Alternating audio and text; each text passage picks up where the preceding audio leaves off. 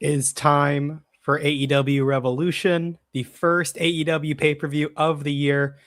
And we decided it's time to bring back the late night Grin predictions and previews for these AEW pay-per-views. It's been a while, but we're here. We have a new lineup, one that we've never seen before. I don't think we've ever seen like this combination of us three, just us three together too. So it's going to be a fun time. Adonis, you're here. First time ever on an AEW predictions and preview show for a pay-per-view. How are you feeling? Are you looking forward to the show? Brother, you are muted. Adonis, you are muted. We're live, pal. What's happening, everyone? I was hoping this would go smoothly. I said to Kaden, I'll be behind the curtain in case of an emergency. I'll have it on. I'm going to be honest. I thought we'd make it through the first 2 minutes. We did not. But in this case, Marcus, I say this with regret and sadness, Kaden Lee is innocent, which is sad. Yeah. Blind squirrels and everything. You know where that goes. And I've also just realized something. I didn't hear Donny say a single thing in the pre-show, which means he may have been talking the whole time and we couldn't hear him. That might have been. Yes, hello, Donny. There we go. This fucking Christ. Young Donny. I was just going to say, you're the first person to use my shoot name in like 3 months, so that threw me off. Yeah. I am excited for this show. Revolution is historically the most stacked AEW show of the year, and this year looks no different. The card looks really interesting and has a lot of variety. There's some stuff that I'm actually more, I want to say, intrigued than looking forward to, which your mileage may vary on what that actually means, but I'm excited to talk about it. Marcus, you're also here. This is a not foreign territory for you. You're coming back to the territory. How are you feeling?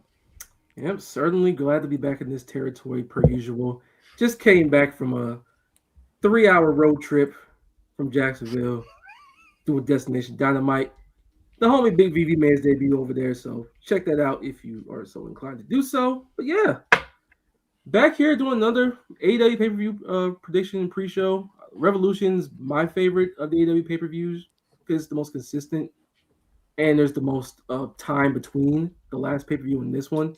So there's a chance for the TV to come together and the matches to come together and shoot a lot of hot angles and hot matches. And there's a lot of stuff on here I'm really excited for. Other stuff, like Don said, I'm more intrigued by than like actively like waiting to see what's going on. And then Texas Deathmatch stuff. I really want to see the aftermath of it. Like, it's a match where they've kind of given us an opportunity to sow some seeds of doubt. And if Hangman pulls it off, will he not? What's going to happen to him? Like, that's a nice hook for a pay-per-view. So, count me in. There has supposedly been a 14th match added to the show. Oh my God, Tony. It is the Infantry versus Big Boom AJ and QT Marshall. Oh, fuck. Okay. We don't need to talk about that one then, so we're fine. Well, it's a preview. You know what was a great moment on this show? When Adonis was muted, but Kaden and Marcus both for a second thought, is this on my end or is Donny muted? And Kaden had, you know the meme where it's like smile, you're watching someone who's insane, or whatever the meme is, the TikTok one? That was what Kaden was doing. Kaden was just grinning like, this is for sure him not talking. I checked. I was like, hey, did my AirPods come undone? And then like Marcus That's so like, godly. okay, cool. Good. Yeah. I don't want to be the one. Well, I will not be here for the whole show, folks, but I will be popping in and out. I have legal responsibilities that I have to cover on this show in terms of some of the matches we'll be talking about. So I could be here at any moment, but in the meantime, you're in safe hands, Kaden, as you will. All right. Yeah, Joe will be in and out. Scares me a little bit. Could get real aggressive whenever he decides to pop in. But you know what? We're gonna do what we got to do, and we're gonna talk about this show. One of the things that's more interesting about this one, and it's kind of like why I was like, okay, I think we got to do a prediction show for this, is it feels like the build has been a lot more consistent, and the TV has been more interesting. Part of that, Marcus, before we kind of get into the matches, I've noticed with the television the last few weeks that they're kind of doing more of what AEW was in like 22, 23, even like 2021, where they actually built matches on Dynamite rather than just holding everything off for the pay-per-views. Have you noticed the same? Yeah, because there was that one era where like you will have an idea of what the main matches are, but they don't actively announce them until like a week, 2 weeks before the show even starts, even though you know what's going to happen. Here, we've actively have known what the main event is going to be for like 3 or 4 weeks now. We've known what Brody King and Swerve are going to do for a while. The Bucks and FTR, like the main marquee matches on the show, we have already gotten confirmed. It's the graphics are already out, all that stuff. While at the same time, we're doing really cool TV matches in the interim and not holding everything off and trying to push it to the next show and to the next pay-per-view. No, you have 3 months of TV. Just build alongside what you want to show as far as like great matches for your television, and then everything else for the show. And then you can build off stuff that's going to happen afterwards off of that. So I've really enjoyed this build a lot. Young Donnie, do you are you someone who prefers more of the traditional build of a pay-per-view of like, okay, we kind of know what the matches are, you build around that, or do you kind of like the more traditional AEW route that they kind of come back to of you have a sense of the match, but you still like you don't really build to it until you get like real close, so that way the TV is still fresh? No, I'm more of a fan of like, especially what they're doing recently, where it also feels like Collision is a part of it too. So like the FTR Bucks build has been happening on both shows, whereas there have been times in AW loops where like one show kind of feels like it's on an island and the other show's the pay-per-view build. I like that it feels like the entire shows, all of them are revolving around this pay-per-view. So all these matches are, say you missed one episode of Dynamite, right? You're not totally out of the loop if you only get to catch Collision that week, because you're still getting a semblance of a build on the other show. And to me, especially when, like Marcus said, you have literally 90 days, 3 months of TV to fill, you can't just let matches go by the wayside. And one of the things too is we did have Grand Slam Australia in the middle of this, and one thing that AEW does really well is their TV specials actually feel special. They feel really big, and this one in particular I thought did a really good job of actually leading us into Revolution. Obviously the Moxley Takeshita match, for example, a big driving point, where this match at Revolution has the no time limit, which builds off the fact that they had a time limit in Australia. And so to me, when things are more connected, it feels more rewarding as a fan to actually follow the week-to-week product, as opposed to like if you just go on like Wikipedia like 3 days before the show and you're like, all right, here are the 12 matches. You tune in on Sunday, you just watch 12 matches blind in a vacuum. These matches actually feel thought out, they feel fleshed out, and they feel, for lack of a better term, like pay-per-view matches. And especially since this is the first one of the year and arguably the second biggest of AEW's calendar year, it's important to feel that way. And so I've really enjoyed the build. Probably the most I've enjoyed an AEW pay-per-view build, I want to say, since Double or Nothing of last year, which I really, really liked Double or Nothing's build last year. So this has been really strong. Yeah, and all the matches are connected too. My fault, Kaden, but like everything feels connected to each other. It feels connected to what MJF is doing. Where a lot of times it feels like guys who hold belts are just kind of on the island doing their own thing, and everybody else is doing their own thing over there. Someone else is kind of okay in this one universe, but no, like Swerve and Brody King, that's all off the back of them trying to get back to the World Championship. Because Brody had his opportunity, lost in Australia. Swerve had his opportunity, lost on Andrade. And then Andrade and Bandito wrestling off the back of that too, where it's, okay, this is a sick fucking match to do in Los Angeles, because why the hell not? But it actually makes sense within the context of what you've seen on the show since January. And then you have this big Swerve heel turn that informed his failure to win a number one contenders match. And then he murders fucking Kenny Omega. And you know that's the big ultimate direction where he's going to go in. But for now, him and Brody King getting bounce back matches against each other to put themselves back in the race, that makes a lot of sense. And it's an immediate follow-up for all of them, which is something that AEW's infamously been kind of scattershot with a lot of guys. Like, guys are getting real follow-ups right now. Yeah, it's a big reason why like you need to just, they got so scared for a while of doing big matches on TV, and we ended up at a point where like the matches were good on TV, but it was very auto booker. And like, yeah, they were good, but like you knew like there was nothing actually happening, and that's why I got so uninterested in late 2025 AEW. And I feel like I will say what makes me excited is, look, it's always the Revolution. We always, every year, it's the best time that AEW, like for AEW's year, because Tony's not worrying about football. And like, it sucks that we have to talk about it in September through December every single year, but there's a football season and Tony just kind of like loses it a little bit that every year. But it does feel like it feels like he's finally found the best of both worlds. And I'm hoping with that, we can see it continue. Let's go ahead and start talking about the matches. We'll talk about the builds as we preview each one. First, we'll talk about the 0 hour. We have 3 matches. One of them we already kind of talked about. It's that Big Boom AJ and QT Marshall match against the Infantry. Big Boom AJ and QT are winning. I think we all agree on that one. Yeah. Cool. Ricochet, Tommaso Ciampa, and 19 other men will compete in a 21-man blackjack battle royal for the AEW National Championship. This could either be the 21-man battle royal that they did at Double or Nothing 2023, or it can be the original Casino battle royal. I'm assuming because of the naming that it's going to be more like that Double or Nothing one, which is just a 21-man battle royal. Everyone started at the same time, because I believe that one was called a blackjack battle royal. It was, yeah. Yeah, it was. Yeah.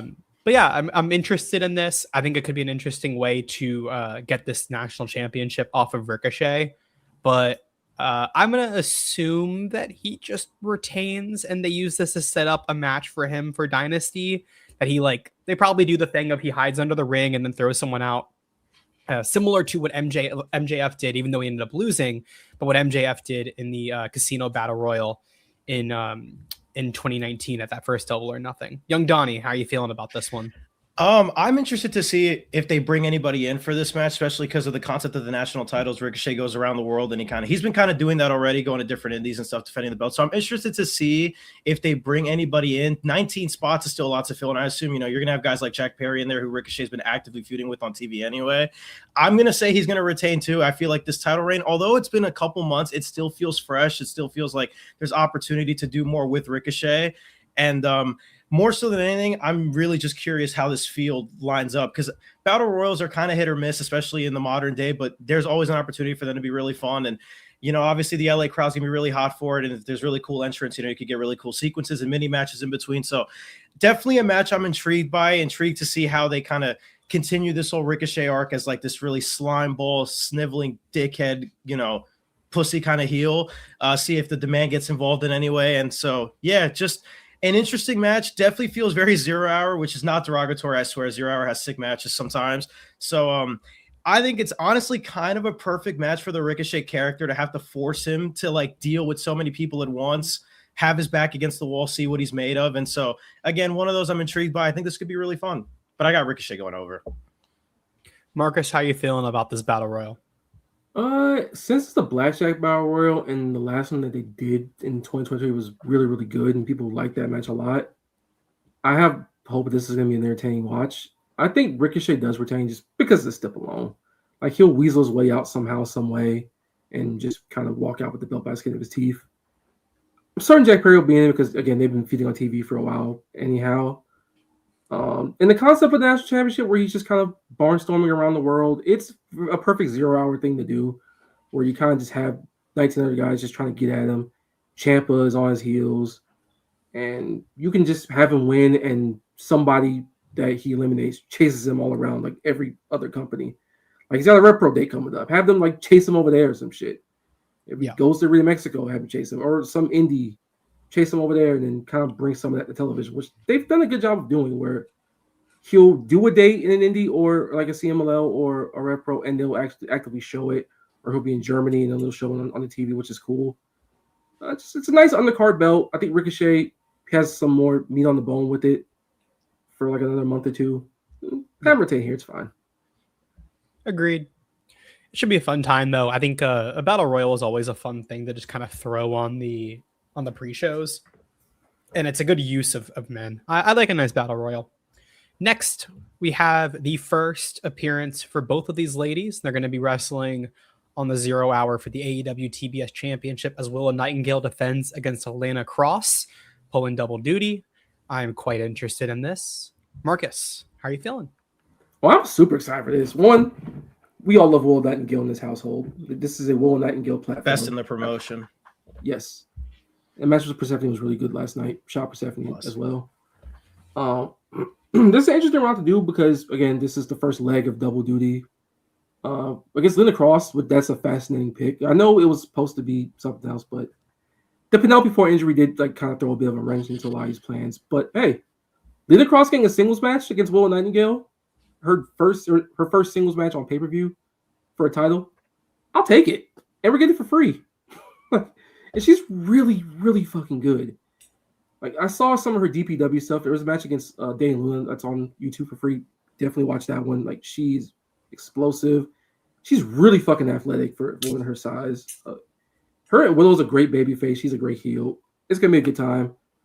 Willow retains here, probably gets the shit kicked out of her during the match, and then probably after, and then we get to the second leg of the tag title stuff. So, yeah, I'm locked in. Adonis? Yeah, how much, I got to ask, how much Lana Cross experience do you have? I'm gonna be honest, until she signed with AEW, she was a name I knew of, but I haven't really seen a lot of. So for me, this is another one that I'm intrigued by because I want to see what I saw the tag match that she had on Collision a couple weeks ago, and she stands out immediately. Her and Megan Bayne, just presence-wise, like even if you never see them work, like you immediately can just tell like these are people that you could build as stars. And I mean, we're getting a Willow match for free. I'm never gonna complain about getting to see Willow wrestle. She's Willow Nightingale. I mean, if you don't love her, wrestling may not be the sport for you. She's always so much fun to watch. And for Cross specifically, like if you're someone like me who isn't super familiar with her work, there's nobody better that you could ask for to have a big pay-per-view singles match with than Willow. It's going to be really, really cool. And again, for me, it's going to be interesting to see how that builds into the double leg of their double duty that they have for the night. And so I'm expecting this to be really fun. I'm expecting this to be sort of in its own way, like a Haas match. Willow has insane power moves that she just busts out every once in a while when she feels like it. And obviously Lana Cross is powerful as fuck. So hopefully it's like a 10-12 minute bomb fest. They just throw heavy strikes and they throw each other around. And it honestly could be one of the best matches of the night. And it's in a kind of sleeper under the radar way. I'm really looking forward to it. I asked you how much experience you have with Lana Cross, not to throw you under the bus, but to set it up for me being able to say, I've never seen a Lana Cross match. So I'm very excited for the 0 hour and to get to watch her wrestle for the first time. I've been meaning to. I just genuinely haven't watched a lot of modern wrestling the last few weeks. I've just been tuning into Dynamite whenever I get a chance. So yeah, I'm really excited for this. I think she has an incredible look. Her and Megan, like I saw the clips from last week and from Collision, and they just look like they work so well together as a team. So I'm very excited for what they do, and to get to see her have a match against someone like Willow, especially on a 0 hour where they should get a little bit of time. It's going to help them be on there where it's 3 matches and you're not really worried about the Big Boom AJ one going too long. So like this could get a decent amount of time and some spotlight.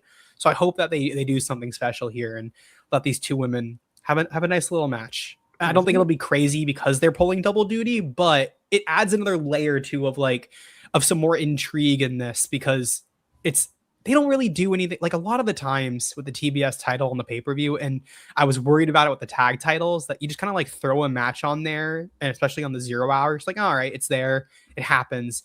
But doing this specifically with these two, like Tony actually put some thought into it, and I very much appreciate that.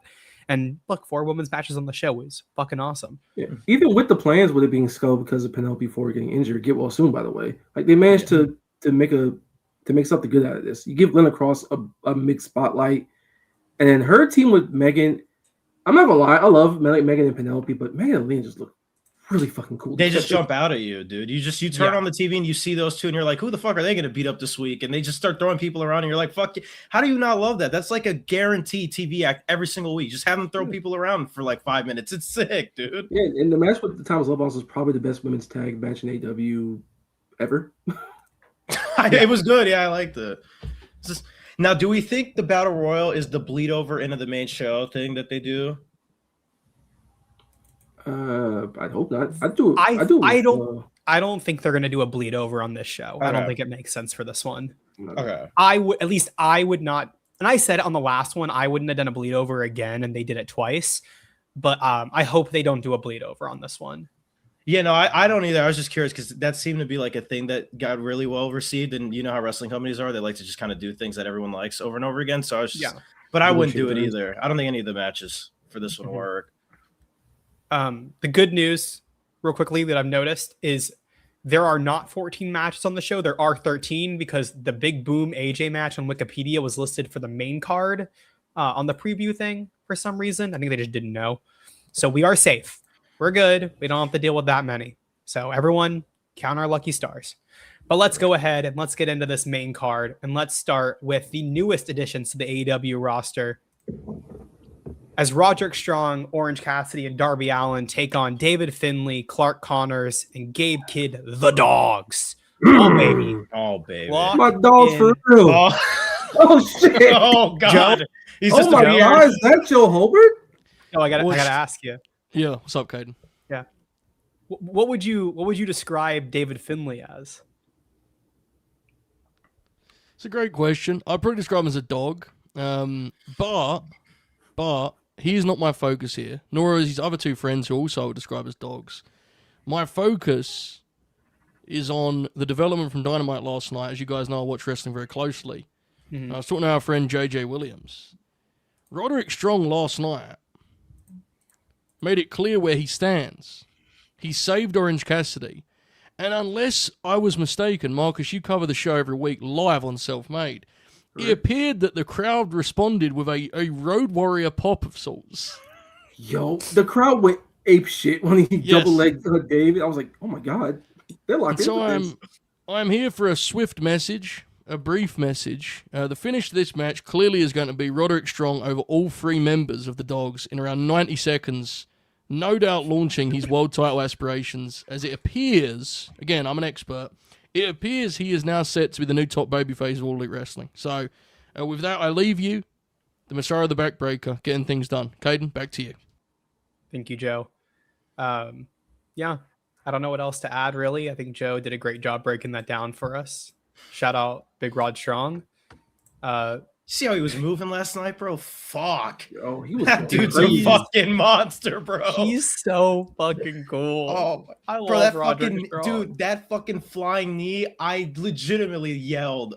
I was so fucking happy, bro. The crowd Oh my going God. ape shit for it was so happy for Rowdy. I was bro. like, I don't even love him going with Orange Cassidy, but the crowd fucking loved it. Oh, So, dude. It's just, how can you not, dude? It's Roderick Strong. He's a legend. How can you not love him getting all this love, dude? He deserves it. He's a beast. he's getting a pay-per-view match out of it. I'm not gonna cry. It's a And the match is tornado gonna be tag. sick, dude. It's gonna be an awesome tag match. They're just gonna beat the fuck out of each other. It's gonna be so awesome. Yo, Dave Finlay versus Roger Strong in the C2.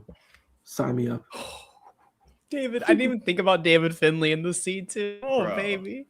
Bro, him and Darby would be Oh. like, oh my God. Him doing the fucking X-Plex on Darby last night, bro, was just fucking outrageous, that move. He just fucking launches this dude halfway. I'm like, oh, bro. Yo, Give these fuckers all the belts, bro, yo, Dave was please. front row watching that match, and he was like, Darby, please don't die. And he died like 17 times. The drop kick with the chair on the floor. Fuck, Yeah. bro. So Dave was like, oh. Dude, Dave in his review was like, you know, Darby always does crazy stuff, but I was just sitting there and I was just hoping. And then he did it again. And I was just like, I can just imagine Dave just going, please, prayer heads in real life. Just don't, please. Yo, he's like the dog that what bites people like he doesn't know. He's like, I'm hoping with you guys. We trained him hard. He just did it again. Oh, fuck, bro. This match is going to be so sick. I'm more excited Dude. about it now than I was yesterday. And I was excited they're about gonna- it yesterday. they're This gonna match is kill gonna be each other. Awesome, bro. It's Yeah. tornado trios too, which is like really fascinating. Is it actually? It's tornado. What the fuck? I didn't even know Damn. that. Oh, that makes it even better. Oh, my God. Yeah, this match is going to be incredible. Adonis, first off, how are you feeling in general about just like the Dogs in AEW, and who do you think's winning this one? Let me just say, they had the squash match on Collision, and I gotta say, God bless squash matches. I love a fucking squash match. Gabe Kidd, for whatever I may think about him, that dude can fucking throw a lariat. Let me tell you, I'm gonna assume the Dogs go over here. They're the new act, and you want to continue to establish them as an actual threat. And especially David Finlay, who genuinely could be a player for this company as far as they want to take him. He has the look. He's a phenomenal wrestler. He can talk. He's somebody that I would legitimately pencil to get like big spots here soon. Not even like in the future, like soon. And I just, man, I just everybody on that babyface team, dude. And like I think Darby Allin he's my favorite male wrestler in the company. And so anytime I get a chance to watch him, especially on pay-per-view, it's always something I'm going to pencil as a match to look forward to. And I just, now that I know it's a Tornado Trios, I'm even more looking forward to, because it's just going to be a wild brawl all over the place. Darby's going to do a bunch of dives. Orange is going to pop me because this fucking thing his gimmick pops me. I'm sorry. I'm a child. It's the best. Roddy is just, listen, I'll be honest. Roddy went to Arena Mexico to start the year, and I was a little scared. I'm not going to lie. I thought that age had caught We up all to got my- a little, Yeah, we all got a little bro, scared. Bro, I thought it caught up to him, dude. I thought Father Time had gotten our glorious Messiah, and that motherfucker showed up in those tight ass pants last night, and he was flying around. And I go, "We're back, baby. The agenda lives," and he is good to get a chance to see him and Dave Finley mix it up, even if it's brief. I can't wait. And Clark Connors, dude, let me tell you, hell of a spear on that fucker. I'm sold. I can't wait for this match. I'm so excited. This might be my match tonight, honestly. It might be good. I saw that squash match on Collision when I was doing the watch along, and I saw how they did this Dynamite match. I'm like, yeah, they're gonna make it as an act on TV. Oh yeah. It just fits perfectly. So you got like Gabe's just a wild man. He just kind of marches to the beat of his own drum. Clark Connors is like this really fucking cool, and ain't too easy on the eyes and ladies either. So that also works. And he's just kind of calm. And then there comes Dave, just aggressive, very good talker, has an air of cool to him. It just fits together. And then Gabe and David can all like be single champions, and you can do trio stuff with Clark, tag with Clark. You can do anything with them. They're very versatile.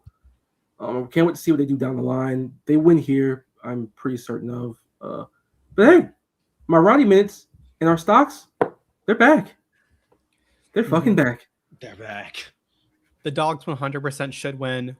We got a few things to take care of real quickly before we get into another match on this show. First, if you're enjoying the show, a good time, you're excited for AEW Revolution, and you're excited for us to talk about it, please smash that like button. If you don't, Joe is going to take me out back, and I will never get to host a show again, which might be great for you, but like it's not for me. I have a family. I have a child. He turns 1 on Sunday. Day of Revolution. He turns 1 year old. I have to provide for him. So please smash that like button. I badly need the money. Don't know why I'm getting yelled at and called a liar. But we also have some chats. First off, Rilebag, member for 18 months. Whew, it's been a long time. Saying Dynamite and Collision was a blast last night. Looking forward to the show on Sunday. Thank you, Rilebag. I thought Dynamite was awesome. I have not seen Collision because it's not aired for us. But Marcus, where could people, like, if they want to not watch Collision alone on Saturday, like what could they do? You know, they could go on the old late night Grin YouTube and they can watch a Collision watch along. Myself, you know, Kaden, if you're welcome to join also. Adonis, absolutely. Brain Buster is always the general manager of the Collision watch alongs, and Joe Holbert. And I believe it's true. I believe we also have some special guests booked for that show as well. I'm gonna confirm on who it is. It was probably talked about last night. I don't remember. Or on Tuesday. But I know we have special people booked because we wanted to do a different lineup. We do. Joe? Kaden, you're correct. Yes, Marcus will be there. Dukes will be there. So will Bob O'Neill for his Collision Grin Along debut. He promoted the show by saying, I'm a big fan of CM Punk and Ricky Starks, so he's in for a surprise. Yeah. But it's been a while since Bob watched Collision, so we're doing it with us on Saturday. Join the Colliders Unite tier, LNG Gold. Thank you, Kaden.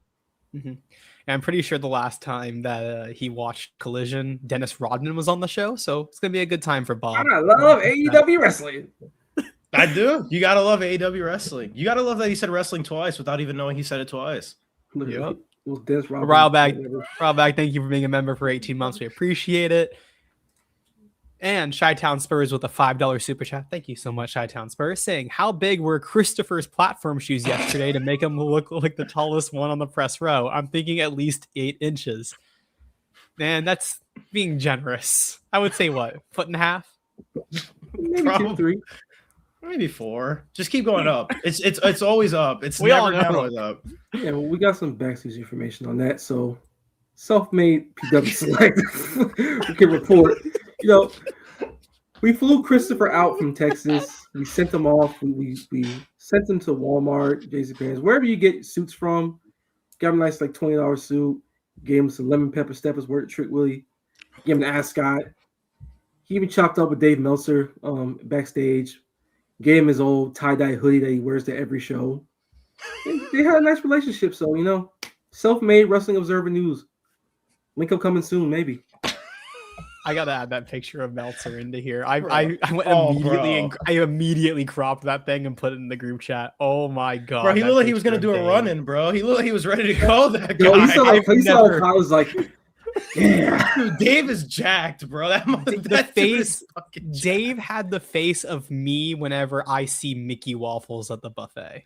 Bro. No, he was locked in. He was ready. Bro, he on the Observer, this is important. He was talking about Collision, and apparently him and Andrade did a thing during the match. This is a thing that Dave has said.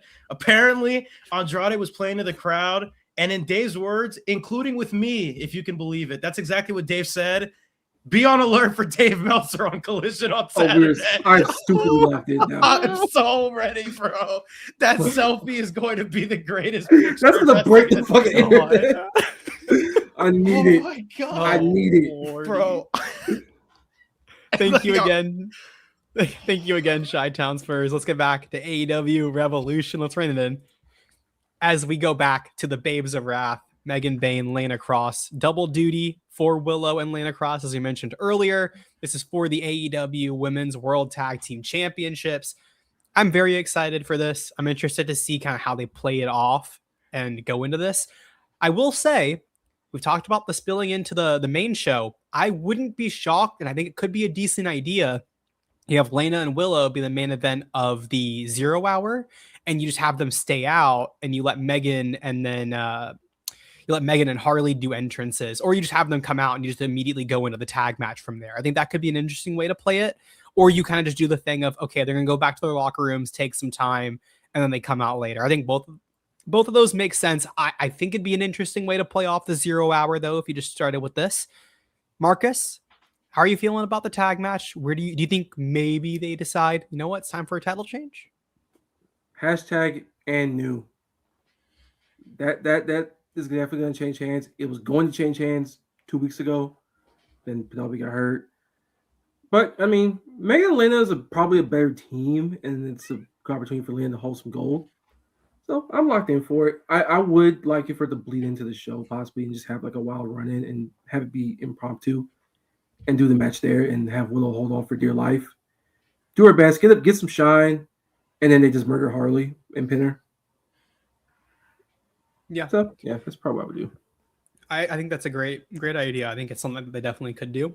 Young Donnie, are you in agreement with myself and Marcus that we could be seeing some new tag champs on Sunday? Yeah, I think they're just gonna rectify what unfortunately had to happen 2 weeks ago because Penelope got hurt, get well soon, obviously, and they're gonna win the belts. I like that idea, especially because it further establishes Megan and Cross as like this monstrous heel duo. The fact that they just come in and pick the bones and just fucking squash Willow, who's one of the biggest stars in the division, and Harley, who gets TV time consistently and is a very featured wrestler, I think could be a really good idea. It's a great way to establish not only the title change, but establish, especially if you want to go with Megan and Cross as like a long-term championship team, it gets over that like these two women are going to be nearly impossible to fuck with, and they can just pick apart anybody. It doesn't matter how big of a star you are, doesn't matter how good you are, they can just pick you apart. And so I think it's actually imperative that they should win, and I think it's going to be the right call. And I do actually really like the idea of it bleeding over into the main show, and I hope that that's what they do. Yeah, I think it sets them up to do something interesting. And I think that's a big thing at this point. You have to do those interesting things with the 0 hour, especially like it's going to be free on HBO Max, and they're not doing the tailgate. What was it, tailgate brawl? Was that what they call it? Yeah, tailgate brawl. Yeah, with them not doing it, I would pull the trigger on that. But I do agree. I think we're going to see some new champs, and look, I just hope that this is a big coming out party for Megan and Lana. I think Megan, I spent the last year doing some good stuff in AEW, but I think she had like a really good first few months, cooled down a little bit, and has started to finally find a rhythm again. And unfortunately, Penelope got injured a few weeks ago, but let's get back on track. Let's do something awesome. I'm locked in, fellas. Now let's talk about another women's match as Timeless Toni Storm takes on Marina Shafir in the only match that I could not find an actual graphic for. So thank you to JJ Williams, who screen capped it on the telly. This was the only actual still image I could find of the graphic with everyone banned from ringside. Oh my god. Oh, that's awesome. That's it. Young Donnie.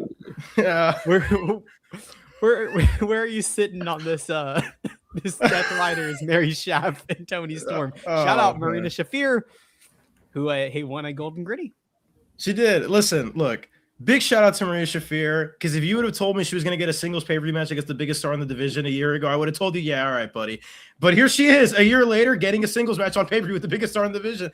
And listen, look, do I think her improvements as an actual wrestler have been kind of overstated a little bit? However, she's cool as fuck, and that has to mean something in this life. And so this is one of those that I'm really intrigued to see, because this is Marina's big chance to really show how she's improved as a worker.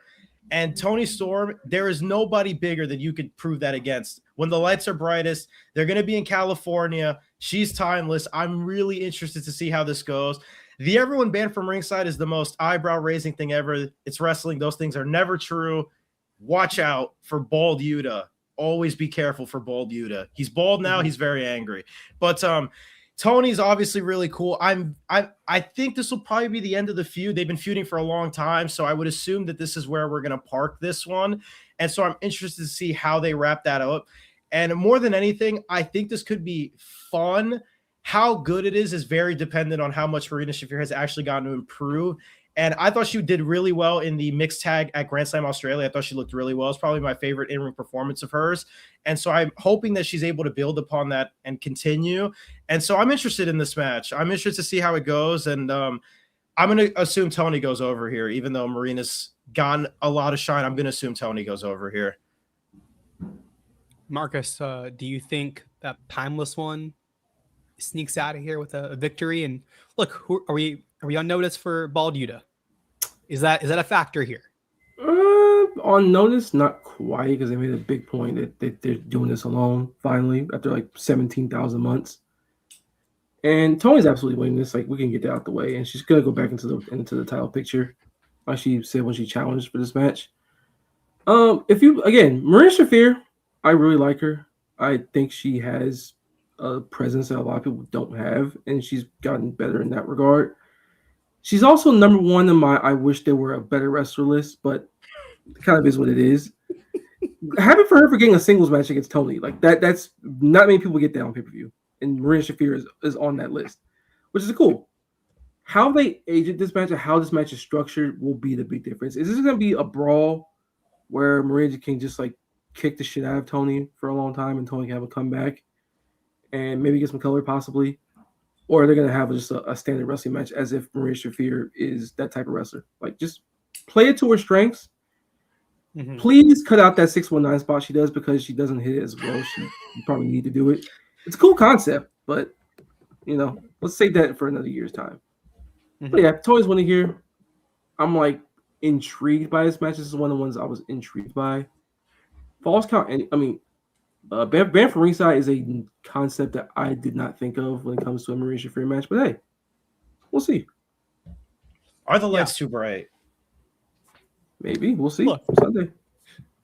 Potentially, this could be a train wreck. I think it has to be agented very well, but these women have been working together for a while now to where, I hope that they've developed something and can go out there and I think they have an idea. I think they know what they want to do.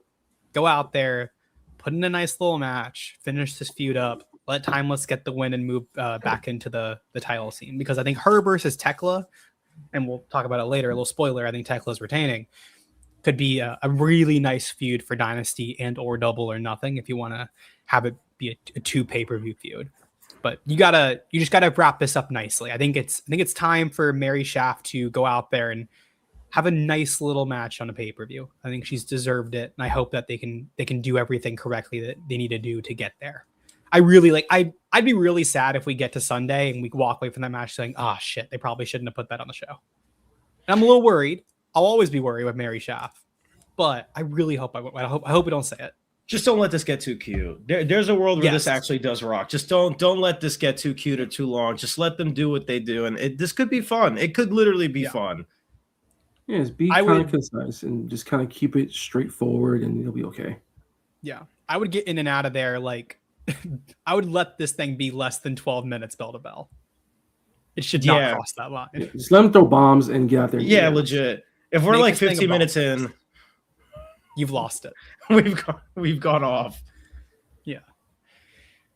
Well, we're now heading into another trios match. The Don Callis family, Kazuchika Okada, who is the AEW was that which title does he have now? International. The international title. Cool. I don't know anymore. The AEW International Champion, Kazuchika Okada, Kyle Fletcher, who is the TNT champion, and Mark Davis, who is they're also the trios champions now, right? Yes. Yeah, so they're the trios champion. They're goddamn champions. And they face Mystico and Jet Speed. Mystico holds a CMLL championship. Easier to worry about on the championship side. Look, Mystico's there. We got to do our tribute, guys.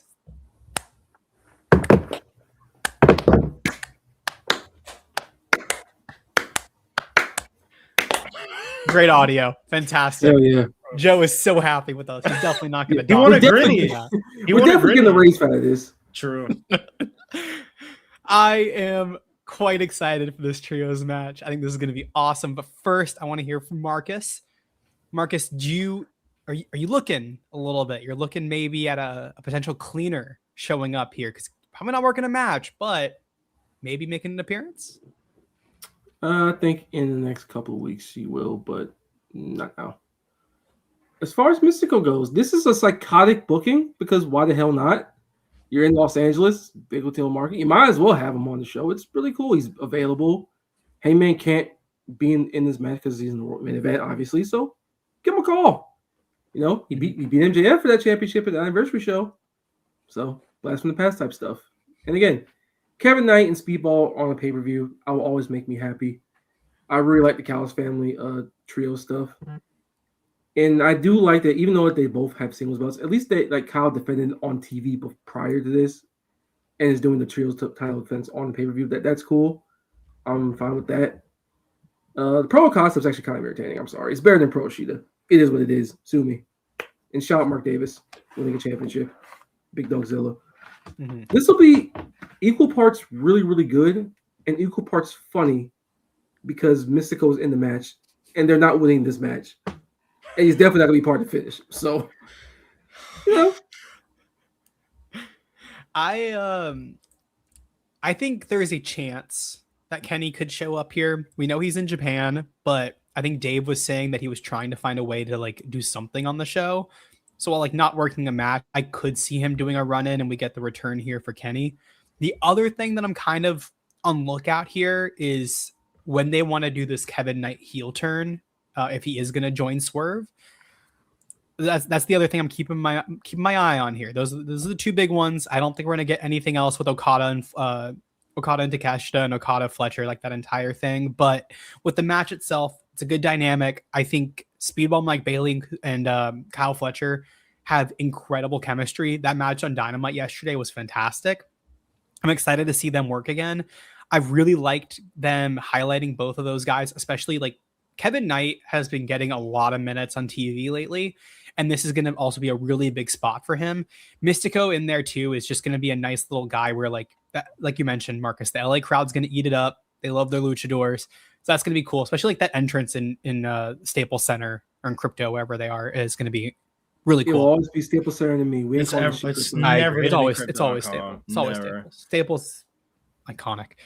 And yeah, Mark Davis getting this spot too on the pay-per-view, not only like getting that championship after how much work he's put in and then just having like awful luck, but now that he's on like holding the trios belts with Kazuchika Okada, one of the best of all time, and Kyle Fletcher, who's one of the best currently. It's awesome for Mark. Very happy for him. Happy to see Aussie Open back together, especially like both guys in just very different forms than they were 3 years ago. But I think I have Don Callis family here retaining since it is for the titles.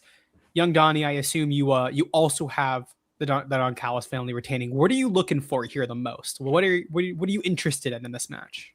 2026 Okada and 2026 Mystico are going to have a lockup sequence in this match, and this could get legitimately all-time levels of hilarity, bro. I mean, like, sometimes you'll see on Twitter, like, people say that their dream match is, like, Randy Orton and Okada, and for very funny reasons, fair. Mystico and Okada in 2026 is just, I mean, Tony every once in a while reminds you that like he has a shit ton of money and a shit ton of connections and just like calls somebody from like another company. He's like, hey, can you work my show in 6 days? And they're like, okay. And you're like, huh. because I never would have thought Okada and Mystico, and now they're gonna wrestle, and I'm just like, wow, man, it's gonna be 2 minutes, and they might not do anything, but it's gonna be very funny. I'm gonna be very locked in. Honestly, dude, the story of this match for me is Mark Davis. Like it's been mentioned, it's just really fucking cool. The guy's had such bad luck over the last 2 years, and to see him, especially coming off the back of an incredible performance against Jon Moxley on TV a couple weeks ago, to see him get an opportunity this big, it's just really cool. And Aussie Open are somehow they're even better now as a team, even though they're not really a team. They're like a pseudo team. They're better now than they were as an actual team, just because of how they've improved. Kevin Knight. That dude is just, I mean, it's not a matter of if, it's a matter of when he's the world champion. He just is so fucking talented, and he's going to light that place up. And Speedball is a total spark plug. They're going to light it up. It's a perfect undercard match. You just throw them out there for a few minutes, a jolt of energy. The crowd's going to eat it up. The Don Callis family, I think, are very easily going to win this one here. And this is going to be one of those matches that you sit back and you watch and you just have a good time. And whether you're laughing about how funny it is at the speed of Okada and Mystico in 2026, or at how fucking high Kevin Knight and Mike Bailey can get in the air, it's going to be really fun, and I'm looking forward to it. Yeah, I agree. I think this is going to be a really fun match. I did not think about the 2026 Okada and 2026 Mystico minutes here, bro. But, oh, baby. Let Okada get a headlock in there, bro. I'm telling you, this shit's going to be incredible, bro. Okay, give me a money clip. Screw it. Oh, my. Give me a money clip every time. Oh, this is... Kevin Knight gets a hot tag, and then fucking Okada's like, slow down there, bud. Slow down. We're match 3 on the show, man. Slow down. Well, we have made our way out of these. We had 2 trios matches on the show, so we got both of them out of the way. Let's move over to a 2 out of 3 falls match now for the AEW Women's World Championship as Tekla faces Chris Statlander. Just to get it out of the way quickly for me, I have not been able to watch their first match, the match where Tekla won. It is on my list. I have a list of matches that I missed the last few weeks that I will be watching before Revolution. This is one of them, but I am very excited. I am a big fan of Tekla. I've quite liked her since she came in, and I was a little bit worried just based off of what I had heard from my friends who watch Joshi wrestling a little bit more and have been more locked in, but I think she's been incredible. She's knocked everything out of the park. I am a big fan of the of that faction that they got over there with the Sisters of Sin doing their thing as well. And I think that these 2 out of 3 falls gimmick especially, I am very excited. I've been wanting them to whip this one out for the women on the pay-per-view for a while. Bad choice of words. But I think that they're going to do something cool. I hope they get plenty of time to actually be able to do their thing, because this stipulation requires them to have a lot of time. And it's going to hopefully it actually allows them to get that, because that's one of my biggest criticisms I've had with Tony and how he books the women's division, is because you'll get great matchups and he just does not give them the time to do the match that they need to have the time to do to create these epics. And they're going to have the time, hopefully, just based on the stipulation, to create an epic on this pay-per-view. I'm very excited. Joe, you've decided it was time to make your presence known. What are you thinking? I recently updated the Late Night Grin universe that Tekla is maybe my new favorite wrestler.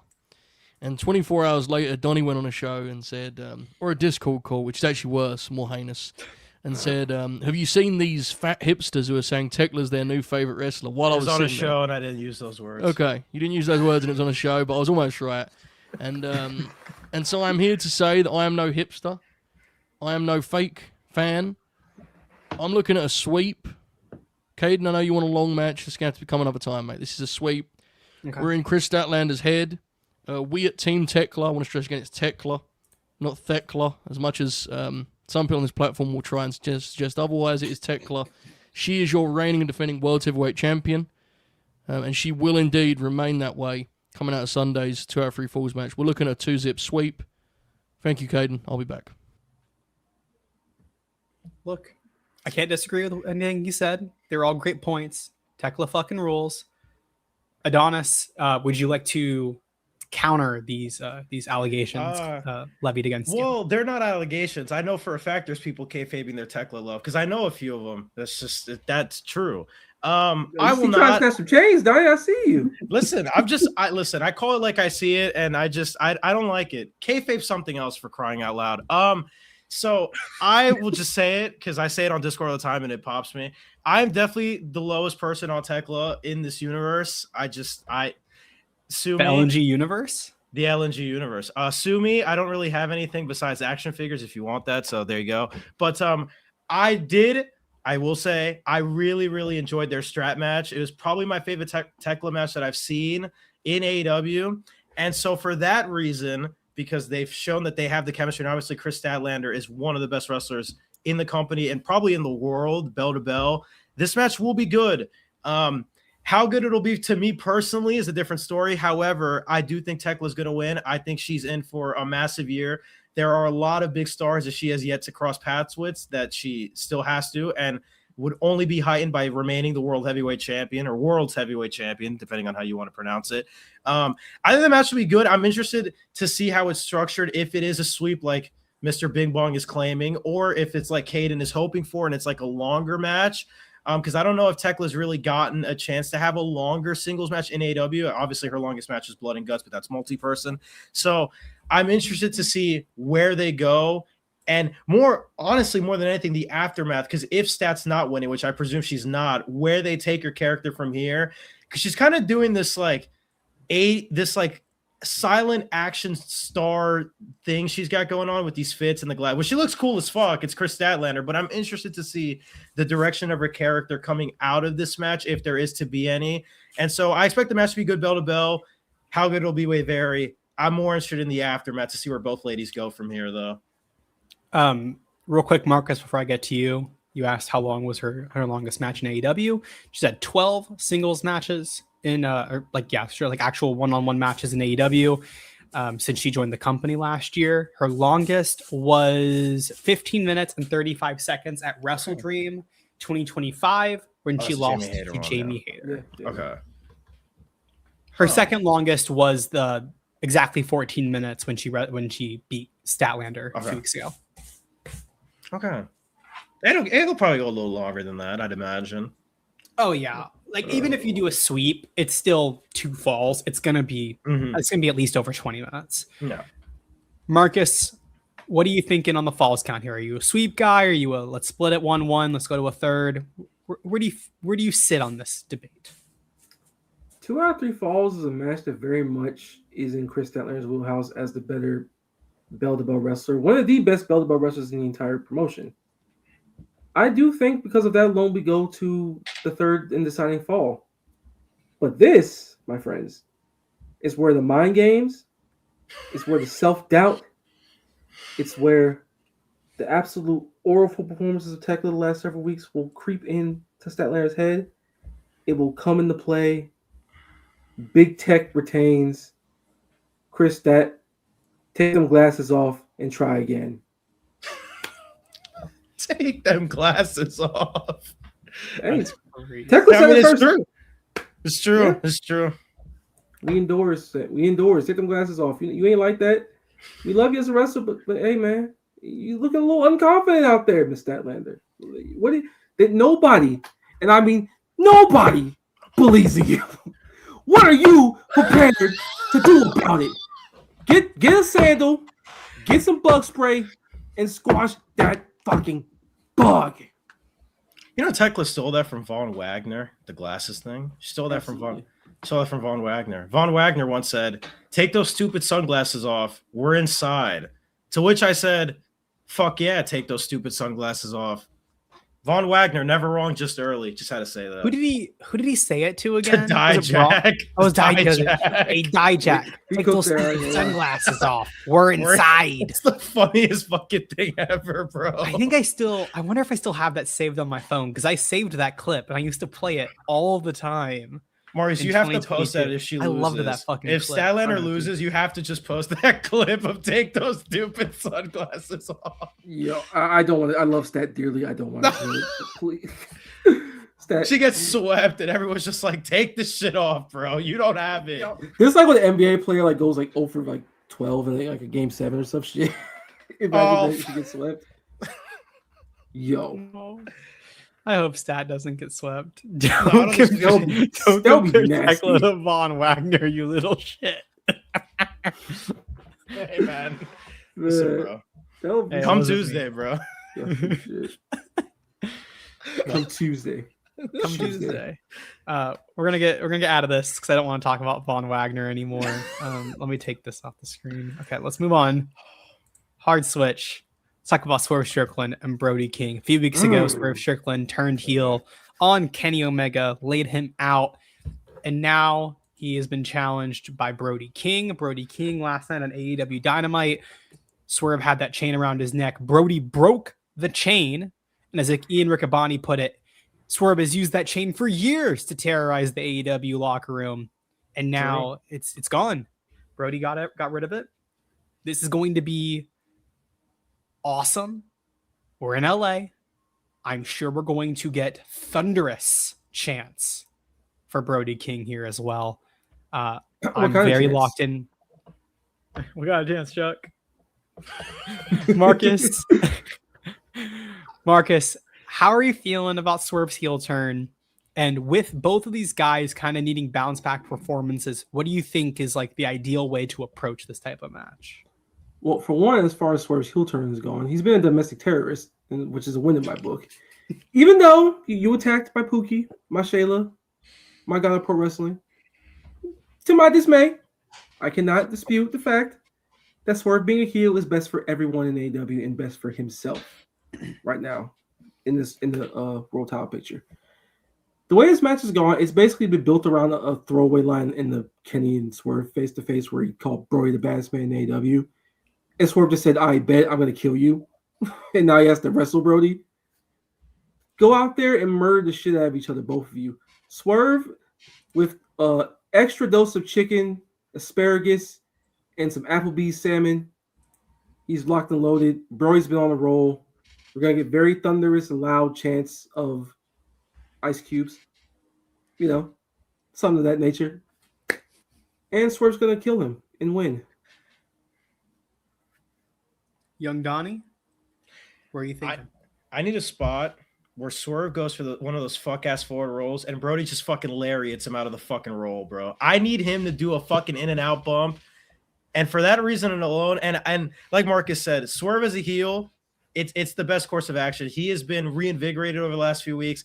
He feels like Swerve again, for lack of a better term. He feels like that confident, badass killer that he was at the height of his popularity when he was ascending to the world championship ranks. And again, it's what we harken back to earlier, where everything is connected to the world championship. This match isn't just a match that you're throwing on pay-per-view because you just want a really good singles match, which you could obviously do because you have an incredible roster. This has actual implications on where these two are going to go. Swerve is always going to have that devil on his shoulder, and Kenny Omega, who needs to come back and kill him because I'm still sad. I miss Kenny Omega dearly. And I miss him, dude. And the run, listen, Swerve, you're going to pay for that shit. By hook or by God, you will pay for that shit. You got a nasty V-trigger coming your way by Dynasty, brother. And guess what? That payment begins with Brody King, because even though I believe Swerve Strickland will be getting the win as he should for the character, he is not going out of there unscathed. Brody King is going to get his licks. He is going to beat this man's ass. And I'm going to love every minute of it. When Swerve's in control, I'm going to be very mad. When Brody King is in control, I'm going to be hootering and hollering. And I'm very much looking forward to it. It's a match where, again, on paper, you're like, two good wrestlers, good match. But the stakes that they've added, the way that they've built to it, will Swerve bring a new chain is a genuine point of intrigue for me. Will he buy a new one? Does he have backups? Does Nana just have a collection of chains in a garage somewhere? I'm actually intrigued by this development. And so for that, it's another big Brody King match on pay-per-view, a singles match. I'm never going to turn that down. That's always going to be something I'm looking forward to. So I'm very excited. I think Swerve's going over.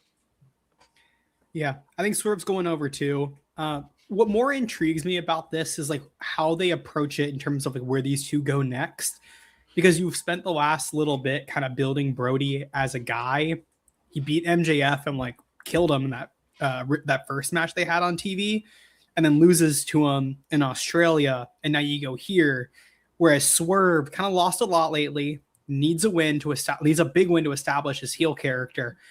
And this and the next match we're going to talk about both feel very much like, in their own way, are kind of number one contenders matches. And the babyface on both sides have recently lost to MJF, or lost in the last 2 months. So it kind of intrigues me on like, with a heel champion, if Max does end up retaining that title, which kind of makes me think he might not be, kind of where you go after that. So if Swerve wins, I want to ask y'all, if Swerve wins and Brody loses, like we think, what do y'all think is like the best way to take each of these guys next? What do you think they're going to do? I'll go with Marcus. You go first. Well, the obvious one was Swerve, and he wins, and then they do the Kenny rematch at Dynasty in Canada. Mm-hmm. And then Kenny goes over there, and he set the up Max and Kenny for double or nothing. Like, that's the big overarching direction for him. Brody is a little more tricky because he did the whole squash with MJF and had the rematch in Australia, loses again here. You can't really him teaming against Bandito again will probably be a little counterproductive for both of them because they both have big singles matches on here. Yeah, I guess you can find something for him to do. Fuck it, I would put him in the TNT title picture in somehow, some way. Just have him stack of wins and then go there. Mm-hmm. Him beating Kyle, maybe not Dynasty, but double or nothing, could be a good way to go. I also think the Owen, we're getting, if they follow the Owen schedule from last year, which they might not because All In is later this year than it was last year. Back on regular time but, slot. Yeah, because it's back in August, they might decide to go back with the original way that they did it a few years ago, which, God, I hope they don't. I think it was a good idea to have the Owen be the finals being double or nothing. But if they decide to go with that, we're getting really close to the Owen. So that could give Brody something to do for a little bit, and you stack up some wins for him going into that tournament. Let him get a little bit of a deep run. Adonis, where are you thinking we see Swerve Strickland and Brody King go next? Well, Dynasty is in Canada, if I'm not mistaken. So that obviously that feels like a layup for Kenny Omega and Swerve to just happen there, maximize the heat. So that's an obvious one. For Brody, I like the idea of the TNT title picture because the one thing with the world title scene, as alive and fruitful as it's been to start the year, it is a little bit top heavy with you have a lot of names in there. And so it is going to be a little hard to keep everybody that heated up in that same sphere. Because obviously you have Brody, you have Swerve, you have Andrade, you have Omega, you have Hanger, you have Max. Kyle even in his own little way, even though he's still the TNT champion. So you don't want to completely cool off Brody King because he's done so much work to get where the audience really sees him as a guy that can challenge and contend for the title. But you also don't want to just have him be a guy who's just orbiting and he's just kind of stagnating in the picture. And so I think either not even bumping him down because Kyle Fletcher is one of the best wrestlers in the world. So it's not even a demotion in any way. But if you want to go that route, him and Kyle could absolutely be a 2 pay-per-view feud. If you want to just have him have a really big run in the Owen to keep him in people's minds, I would probably lean towards the Kyle thing just because that's more likely to keep him in circulation because the Owen won't be until May anyway. So, but I would assume he's going to do something in that range because, again, the world title picture is just so fucking blurred now in a good way, obviously, that you don't want to just keep him stationary if you don't have to. Yeah. Good ideas for both. Adonis, we need to be on Wi-Fi watch a little bit, brother. You in robot mode, my man. I ain't gonna lie. You sound a little beep boop. All right, hold on. Well, luckily, I think we're about to get some backup for a second, as we're going to talk about Bandito and Andy Andrade El Idolo as they face off in Los Angeles, California. This is a match that we're all very excited for, and I think probably like the biggest fist pump when we saw this graphic and them start teasing this. Joe, I saw you and Gorilla getting ready.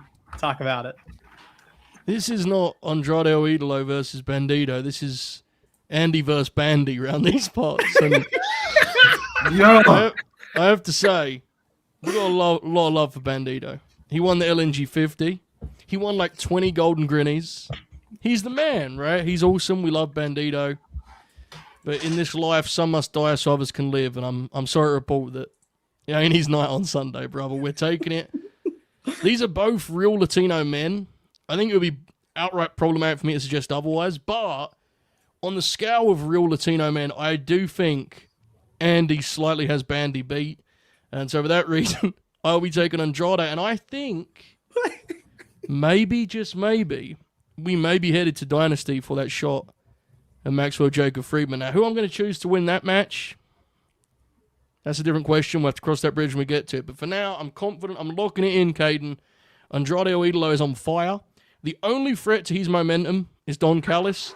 And I'm not even worrying about that right now. So he's going to win on Sunday. And we're going to go to a shot of the big one. Thank you, Kaden. Don Callis is always playing a factor. He scares the shit out of everybody. But like Joe said, can't worry about him. Andy and Bandy, I think this match is going to be remarkable. I think Joe makes a great point that we could be looking at a title shot for Andrade at Dynasty. I would do it, no matter who is the champion between these two men. I think Dynasty is a good spot to have Andrade's title match. I think this is going to be the best match on the show, or at least should be the best. Like, there's a lot of matches where I look and go, this could be the best match on the show. I think just with these two men just being in like their absolute peak form, the crowd is going to be incredible for this as well. They're very defined as a babyface and heel right now as well, which is going to add a lot to their dynamics in this. I'm quite excited. I will be fully, like, I'm going to be locked in for this pay-per-view. This is one where like my phone is going to be on silent. I'm not even going to like look at it at any point in this. I don't want to check anything. Lock the fuck in Kaden Lee. Marcus, how are you feeling about Andrade and Bandito in Los Angeles? I'm rubbing my beard thoughtfully with one hand, caucus in hand in the other. That's how I'm feeling. I didn't see you going there. Holy shit. Oh, man. That's how Big Andy got me feeling, bro. That's how Big Andy got me feeling. You know, I'm excited. I'm bricked. It's boing boing. However you want to say it. Yes, please clip that. Shout out JJ. But no, this is gonna be fucking box office. Like, Andrade is on the run of his career right now. Like, he hasn't been this hot since like 2018 NXT. They tried to call us a crackhead. They tried to call us all type of drug addicts. They tried to say we was on that boy. Nah, we just eat our rice and our cabbage, and we got bad bitches wanting selfies with us. That's all we do. We don't bother nobody. We just have killer matches and get all the baddies in the crowd, which is what wrestling needs. Which is what America needs. As for Bandito, love him to pieces. We'll always love that man to pieces. He's been through hell and back in his AEW career with the injuries, the layoff, the injury after he came back from injury, Jericho, the likes. Jericho is the most damaging. That was actively crazy. We did not need a dusty finish in a match versus a career match. We didn't need that. But nah, he's been great. He helped revive our tag division. He's been red hot so far this year. He had a great year last year. Getting a pay-per-view showcase in Los Angeles with the other hottest luchador in your company, figuratively and literally. It's wonderful. I only have one request. Andrade, use the Brillante driver. Please. I will pop for it in multiple ways. And so will Los Angeles. Andrade wins. We're on the bigger, better things. Hey, I'll be looking for a Grand Slam Mexico day at some point. We're coming back to the Arena Mexico one day. Yeah, we are. Yeah. We're wrestling at Moscow Dorada on Collision. The relationship is good over here, amigo. We're locked in. Adonis, where are your hands going to be during this match?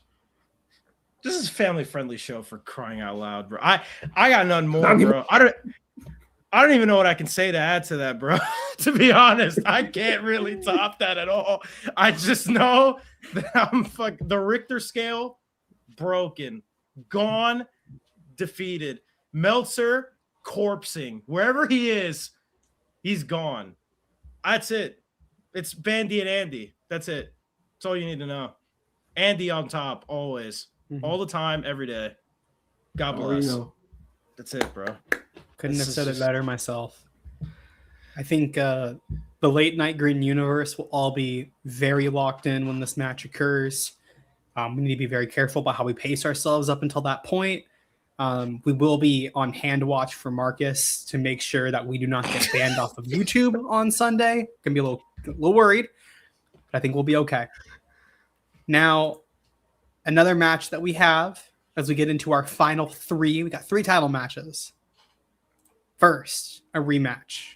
The AEW Continental Championship is on the line as Jon Moxley, the winner of the 2025 C2, takes on Konosuke Takeshita, They wrestled at AEW Grand Slam Australia in February, on February 14th.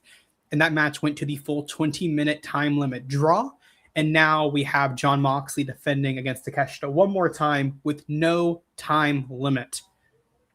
These men had a match, a Double or Nothing in 2024. That was quite bad. Yeah, but let's I liked it. I liked their match at Grand Slam. I didn't think it was great. I think they had better matches in them, but it was more akin to their Rampage match from December 2022 that I think is incredible. It took place at the HEB Center in Cedar Park. I was ringside for that because, of course, I was. That's fucking awesome. I hope we get something more like that in any of their other matches because it's by far their best. And with no time limit, got a hot crowd here. I hope these two put something together that will end up being quite nice. I would let Takeshita win this. I think it's more interesting if Takeshita wins, especially with just like how everything's shaping right now in the company. I just don't think Jon needs a championship. I think it was nice to let him get the C2 because of how good the second half of his 2025 was. And I think at the time it was a good idea to put the title on him. I don't think it's necessary right now. And I think the Continental and the International need to just actually merge and become one title and just like pull the trigger on finally doing that. I don't know. I'm not convinced either way on who's winning this because I just want them to pull the trigger on this Okada thing, but I also want them to merge these titles and just like kill both of them. But they also like just did that. So I kind of talked myself into thinking that Mox is going to win, I guess. So I'll say Moxley. I talked myself into that. That's the more I like said it out loud. Young Donny, Moxley, Takeshita. How are you feeling? So this is one of those pairings that like you see them on paper and you would expect them to manifest in real life better than they have. Now that doesn't mean that they can't have a great match. I'm hoping, like you said, Sunday is their one. I don't remember the Rampage match that well, to be honest. My memory's kind of jogged these days. Watch it. I believe you. I need to now. But Moxley has been, since July of last year, has just been, I mean, we've said all the superlatives in the world, and he's maintained that to start the year. He has been an awesome TV wrestler. I don't really have a strong opinion either way. The story itself, I mean, they did the thing last night where Takeshita was offered to beat him up with a chair, and he said, no, I won't do it. Leave him alone. And I'm just going to beat you straight up because I'm better than you. So I assume they're going to continue to plant seeds for that eventual, I'm assuming eventual Takeshita babyface turn. The world may never know these days. But I don't really, this is the one match on the show where I don't have a clear thought in my mind as to who's going to win. I'm more so intrigued by how much the no time limit factors into the narrative of the match, because they've made it such a big deal that there's going to be no time limit and these guys could wrestle as long as they have to. So I'm interested to see how that dictates not only the pace, but the structure and the narrative of the match. If I had to say someone's going over, I'm just going to assume it's Jon Moxley because he is the ace of the company and he's somebody that you can just rely on every week. If you need a story or you just need a guy to go out there for 20 minutes on TV and wrestle, Mox is the guy for it. So I'm going to assume he's winning, but this is another one of those matches where I'm more intrigued by than necessarily really like honing in on like the last match that we talked about. So, but I'm going to stick with the one true king. I'll stick with Jon Moxley. Marcus? I was going to be straight up. I don't really like Takeshita and Moxley matches like that. The Grand Slam match and the Rampage match were good. The Rampage match especially. But their matches can get kind of wonky, especially when we're talking no time limit. You're telling me this is going to go very, very long. And Jon Moxley matches don't need to go very, very long all the time. And Takeshita does his thing. So it doesn't really make for the greatest pairing and execution. On paper, it's great because they're two big names and you love them all. But when you actually get into the ring, it can get weird. Like the Double or Nothing match. That match was weird. Oh, that was so weird. Oh, God. Jesus. Listen, man, this whole Continental title thing is just kind of wonky. They really should have just had like Takeshita and Okada be the final. I get why they pivoted to Mox because he was just so hot at the time and people were getting behind him again. But him doing the whole Clint Eastwood, I'm going to beat everybody every single week and I'm going to wrestle every single week thing is just kind of grating to me. Yeah. Like it's not bad, but it's just not the most interesting. As a use of character, John it's just Moxley. not interesting, unfortunately. Like he's just match Yeah. guy number 20. Like they're great matches every week, but it's like compared to how hot he was in the Kyle Fletcher match at the C2, it's like, you know, where we've gone from that is just weird. Yeah, and Yeah. it's kind of screwed up the Okada and Takeshita stuff because Takeshi's just kind of been there doing meme mugs the entire time, instead of punching somebody in the fucking mouth. Mm-hmm. Mhm. These people are plotting on you. Kill them. Do something. Yo, You're not- bro. Yeah. Jesus. After being like the most interesting part of AEW for a while, like the last 8 months, it's kind of interesting how like out of all the matches we talked about, this is probably the one I'm least interested in on the show. Even like the tag match because of what they're doing with Lana Cross and Megan Bayne, and then also the Lana and Willow match. I'm more interested in that, and then like seeing how Mary Schaff and Tony are gonna have a pay-per-view match. This just like it's just because none of their matches since that the Rampage one have wowed me, where I just like, and their TV stuff hasn't really done much for me either. It's why I'd rather John not have a championship right now. I think he just does more interesting work without it, and putting him with the Callis family. When Mox is a tweener, he does his worst work. He needs to be one or the other, because even whenever he was like shit in the Death Riders for the first half of 2025 and late 24, at least he was like a consistent character.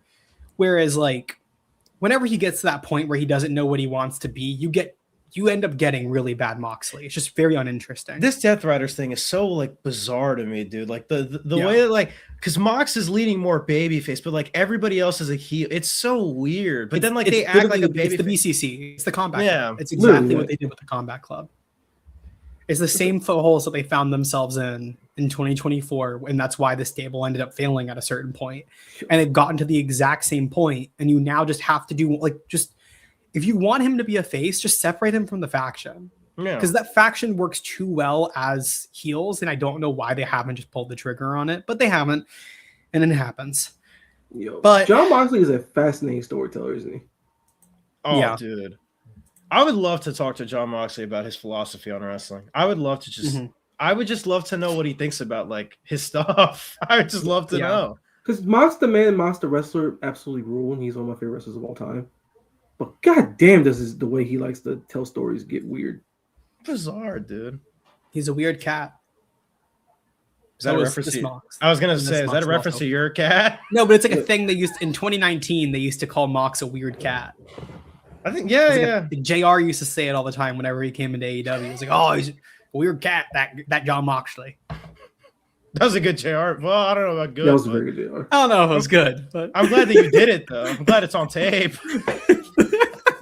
we're gonna workshop it.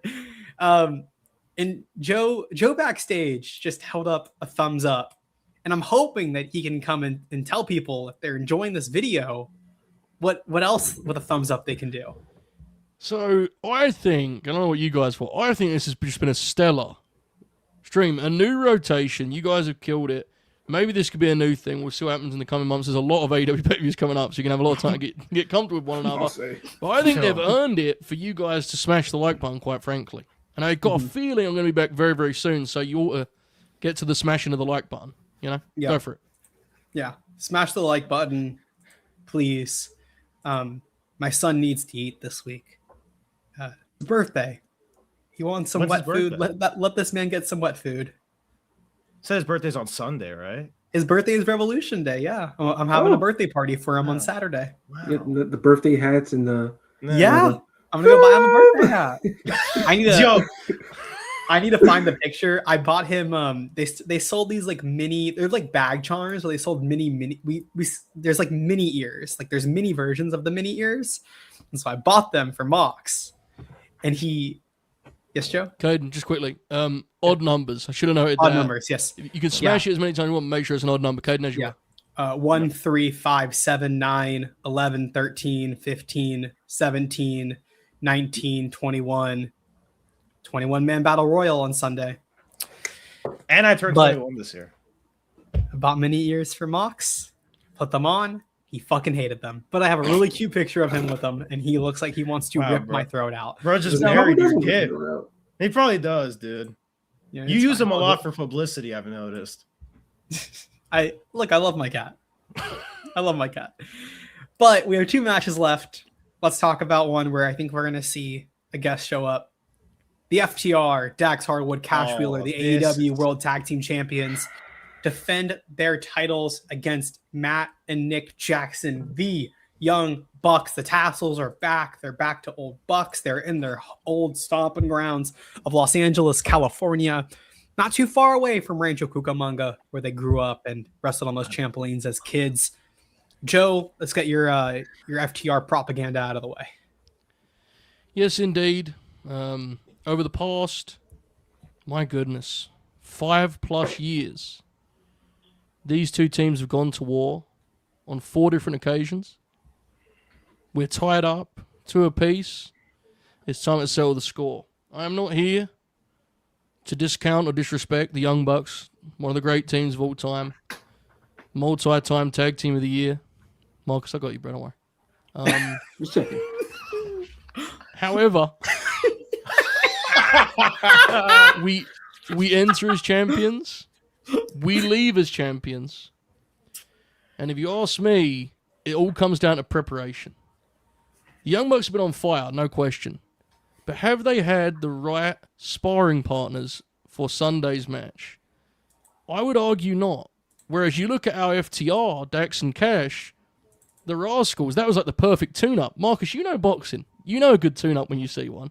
Indeed. We got in there with the Rascals. We dropped one, but we won the rematch, and we come out a bit sharper and ready to go. We even played some of that party match business you guys do. We even did some of that just to see what it felt like, you know? Yeah, we did a little cosplay. We did a little cosplay for you, you know? Yeah, how'd that BT trigger look?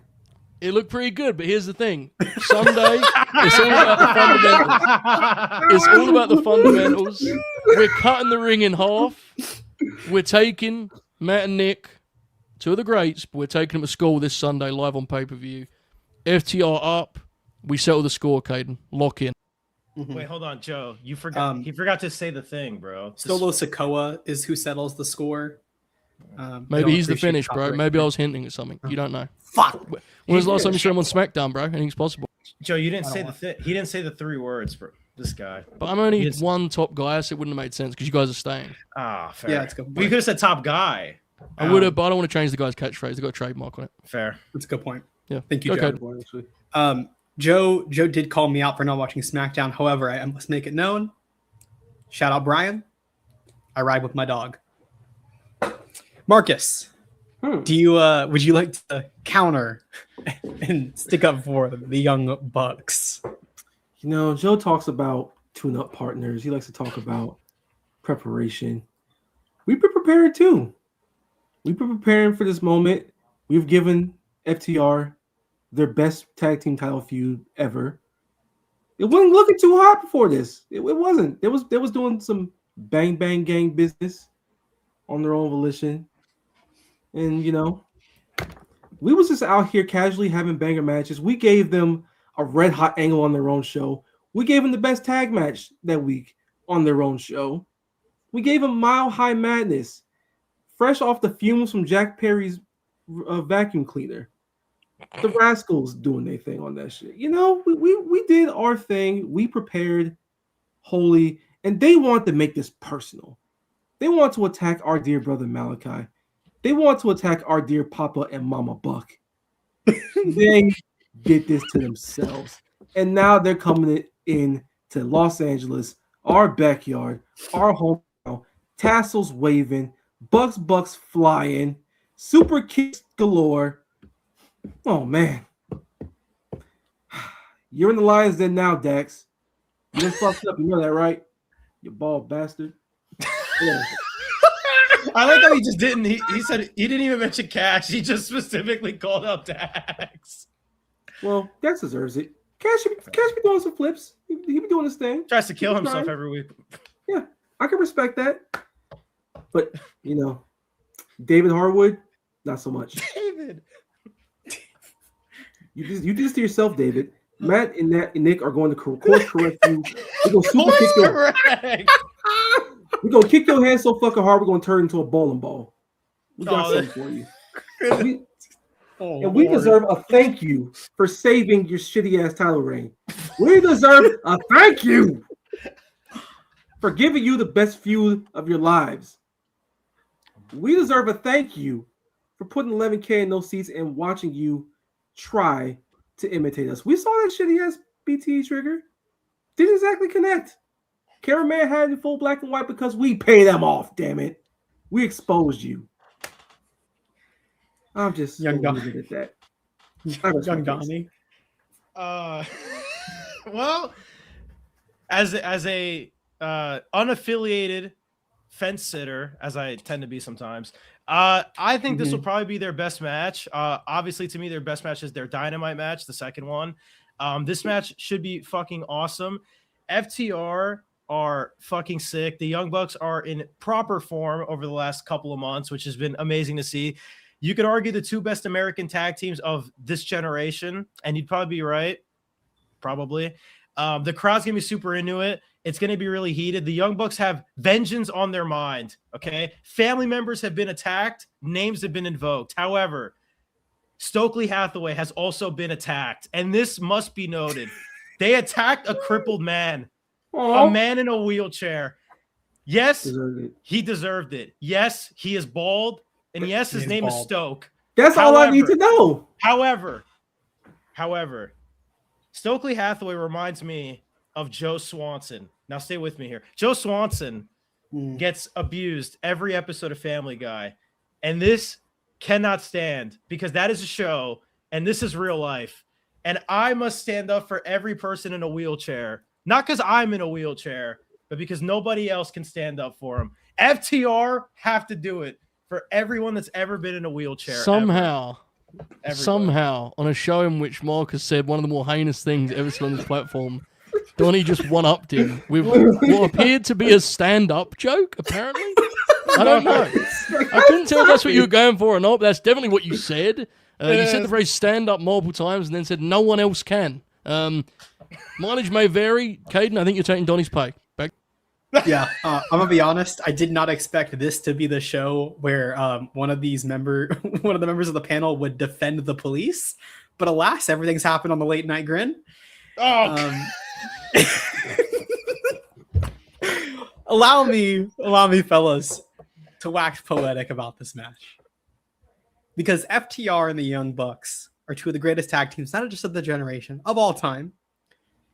And they've had 4 other matches before this one. Let's look back. November 7th, 2020. This was the only match so far where they were a very consistently heel and face team. FTR came in as faces, turned heel very soon after when they beat Kenny and Hangman for those tag titles at All Out. Very fucking hot day there. RIP Matt Sydal. Yes. But they have that match. Here's the problem with that match was that Matt Jackson was injured. So that entire match is built around the Bucks not really being able to do as many flips and them having to slow it down and wrestle more of the FTR's match. So while it's the more traditional Bucks and FTR match, you don't get what you wanted out of the Bucks and FTR dream match. That's my favorite of their matches. I've said it before. I will always ride with. I think that match is awesome, but it's not what you expected out of those two teams. Then you go to their television match, which a lot of people consider to be their best match for the Ring of Honor and Triple A World Tag Team Championships. They switch roles. We don't do those belts here. No, not anymore. But we did. And back then, this was when the FTR turned face, and you had a heel Young Bucks and a face FTR on that show in Boston. Very good match, but again, it's not what you would expect when you think of FTR versus the Bucks. Yes, the Bucks are great heels and have been great heels before, but you don't think about that version of the Bucks, that 2022 heel version of the Bucks. It's not that specific heel version, 2021, 2022 Bucks. You don't think about that when you think about that dream match. Let's go to Wembley. A match that I don't particularly like all that much. They're both faces. There's no defined team, right? And you have the ladder match, which fucking rules. But again, they're pretty much like the Bucks are heels. The Bucks are heels in that match. It's not a face versus face. The Bucks are 100% the heels. But again, that's not what you're looking for. And it's a ladder match. You're not going to get the traditional FTR versus Bucks match in that at all. Out of their 4 matches in the near 6 years of the Bucks and FTR being in All Elite Wrestling at the same time, we have never had a traditional Bucks versus FTR, Bucks babyface, FTR heel, we are going to see the Bucks being able to do all of their moveset and the FTR being able to do all of their moveset. And I am very excited. So why I'm excited about them doing this matchup again, when people were complaining about it, I said, because this is going to be very different than the other ones. We've had one opportunity for it, and we had a Matt Jackson injury, as well as no fans in the crowd that ruined it. We're going to have a hot crowd in Los Angeles. Both these teams, look, everyone's a little banged up, but for the most part, they're both working really well right now. We're going to get the traditional offense. I think that's also part of the reason why the Bucks brought back the tassels as well, is they knew it's time to do this match and like actually do the dream match here. Out of their matches, this to me is the dream match. I can talk about it forever about like how excited I am for this and like how important this match is. Another big factor too. This is by far the best television. Yes, by like a decent margin, this is the best TV build they've done for this. Like they're actually building this the way you wanted a Bucks and FTR match to be built to. Everything about this is perfect. Perfect environment, perfect story. Everybody looks fairly healthy. Just as a fan of professional wrestling and as a big fan of both of these teams, I am just really excited to watch the wrestling here. I believe the Young Bucks win these titles. I believe they win them in LA. I think they should win them in LA and should have one more tag run because I think they're getting close to the end of their careers. And I think it's time. I think FTR should take a little bit of time off to kind of reset and come back. I still want them to be heels, but I think it's a good time to like take a little bit of time off and let the Bucks do their thing for a little bit. But I'm really excited about this. I hope in 5 years I can kind of do a story about these matches and like how it took a really long time to get to this, and it's something that's not being talked about.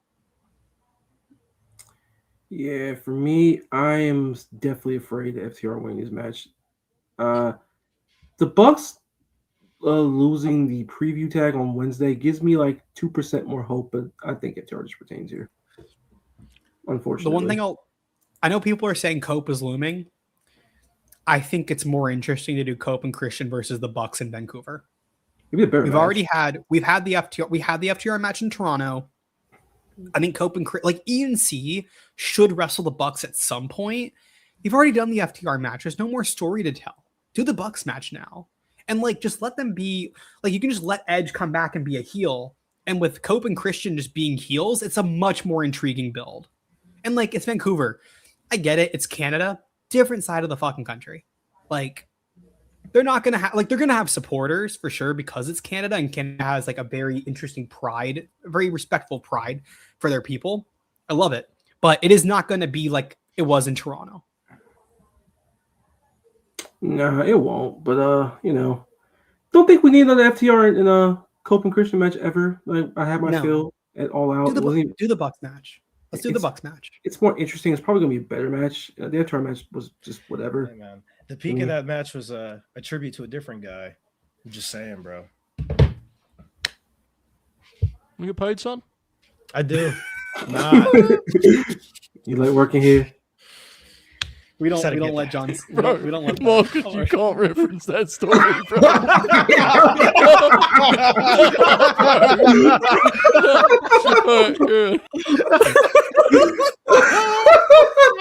I'm on a roll here today. Right. It's main event time. As shit. What the fuck? Why is it not fucking showing up? There we go. There it is. MJF, the AEW World Champion and the man who funds Late Night Grin and pays our checks, except Adonis and Marcus's tonight. Man, I'm making a lot of money tonight for this show. Takes on Hangman Adam Page in a Texas death match, with our stipulation being that if Hangman Adam Page loses this match, he could not challenge for the AEW World Championship ever again. He is following in the footsteps of the American roller coaster Cody Rhodes. Joe, your best friend Maxwell Jacob is defending his title. Do you think they follow down the trap that Big Codes did? Rising up, back on the street, did my time, took my chances, went the distance. Now I'm back on my feet. Just a man and his will to survive. So many times it happens too fast. You trade your passion for glory. Don't lose your grip on the dreams of the past. You must fight just to keep them alive. Folks, Maxwell Jacob Friedman, 1 year ago, almost died at the hands of Hangman Adam Page doing a Fallen Angel Christopher Daniels tribute spot. He then rebuilt and went into London, where he stood proud and he stood strong in a classic that we all loved, The Forbidden Door. He fell a little short. We all loved that match.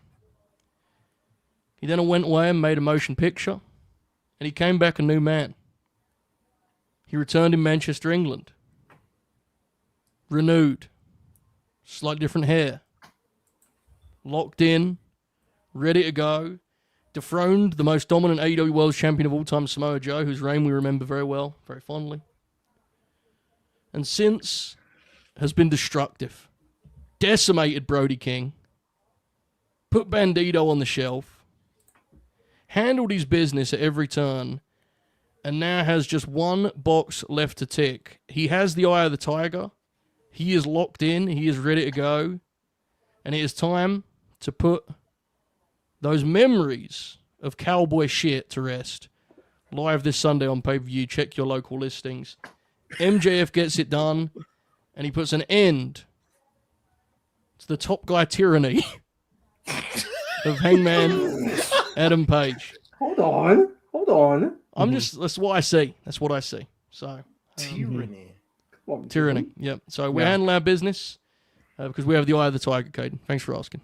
Yeah.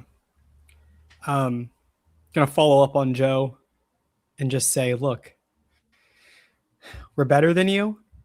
Some would call us evil. Some would call Max a little mean. They'll never call him a villain. And for that reason, I think Maxwell Jacob Friedman not only will win, but should win and put that cowboy to rest. I don't think look, time's passed. Not a top draw. We all saw the numbers, and we've seen the numbers in the new year since Max won that title at World's End. So I don't know what else you want me to say. Look, we know what we're doing with our Instagram.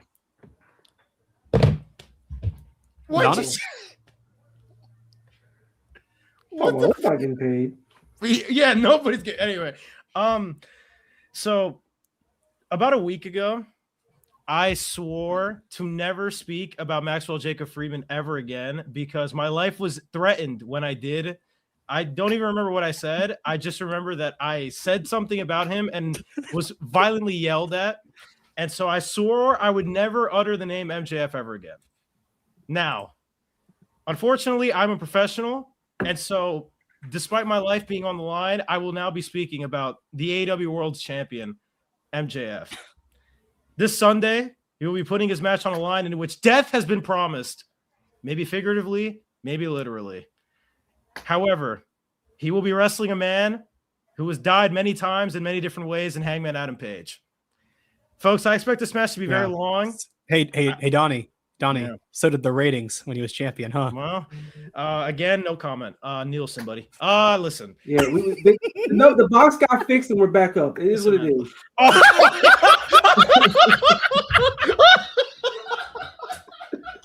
Yo. Why was I not putting what I said during the debut? Why was that not said? Why was it like that? This is an opportunity. Yo, what is this? Me and Grillo while Kaden does these bits. As you were. All right. Oh my fucking Folks, God. there's a you see what just had that motion that was just made. Unfortunately, I fear that the man from Plainview, Long Island, New York may be dragging his nuts all over this ring on Sunday. I fear that the man who claims he is better than you know it, the star of Netflix's Happy Gilmore 2, unfortunately, and quite possibly with my job and life security on the line, Maxwell Jacob Friedman will be retaining the AEW World's Heavyweight Championship on Sunday. This match is going to be a lot. I don't know if we can expect any more shout outs. I know MJF's a big fan of those. We can expect blood, beer, Excalibur very monotonally putting over death and destruction. And will this be their best match? The jury is out. However, I do expect that the man from the fake island of New York, because as a New Yorker, I must stand my ground on Long Island. Long MJF Island will be bad. retaining. MJF will sadly be it's true. MJF will retain the world title on Sunday in a match that will live in infamy. Good, bad, or indifferent, you be the judge of that. Marcus, stick up for your guy. Well, Hangman Page is well, I believe who am I kidding? He's fucking losing. Who am I kidding? Who am I kidding? Just immediately says fuck it. But hey. In defense, he will give us his heart. He will give us blood. He will give us sweat. And he's also giving up his soul because he's definitely losing this match, unfortunately. But he will make Max earn it. Max will be crawling through broken glass and barbed wire around his neck, thumbtacks, and everything under the sun. He will go through hell because this is Texas death. And this is not just a match. This is his punishment. His punishment for the bullshit he put us through last summer. For the gall to come back and execute that contract that he gave his word that he would execute against us at Forbidden Door, but threatened larceny and murder to keep that title and still get a chance and even get a step out of it of if I get DQ'd, I lose. But you know what? You're in our match, Maxwell. You're in our domain. You're in hell, buddy. Hangman in Texas Death is a monster. Now, Hangman in Texas Death in Los Angeles, well, kayfabe that. But we're going to tear you limb from limb. We're going to twist you like a pretzel. I'm going way too crazy on the twisting analogies. But irregardless, are we winning? No. But will you earn it? You're goddamn right. You goddamn Skippy. And Swerve and Stephon Strickland, stay your grubby ass hands away from this fucking match, or I will come after you. Keep Kevin Knight out of this. He's a good kid. He's on his way up. We don't need you corrupting his mind. We don't need this. You're already a super terrorist. We don't need a terrorist cell in AEW. We don't need the Swerve Jahadeen in AEW. Please. I'm begging you. With tears in my eyes. Please. Oh man. Stay away. Do we have any angle alerts, fellas? Hangman leaves his boots in the ring. He becomes Arthur Morgan of Red Dead Redemption, but just without the cowboy. Yo, he became Arthur Morgan when he lost because of Hook at Full Gear. Bro. He came out to the Red Dead music. I was like, yeah, he's losing this shit. He's losing immediately. I posted the video of Arthur getting shot by Micah. I was like, yeah. Just gonna see a bunch of old Yeller photos on the timeline, just with the caption, "It was fun, hanger." Ellipses, just old Yeller, just it's over, bro. That's okay. We got other belts in this company. We got 75 of them. That's got the 70. We'll catch you in the Rio Mexico. We'll catch you in Corkin. I don't know about any angles. I feel there might be just like I could see some like really somber like Hangman just looks at the people and he just realizes what's happened to him and he just walks away. He just looks and then like just starts chugging beer. It's just Swerve in the skybox drinking a beer, just looking down at it, bro. Hey, you know what though? Fine, we'll play your little games with this little stipulation. But you know what? You know what happens to promises? Promises get broken. Catch you in a year. In a year. We'll be evil. We're going back on our word.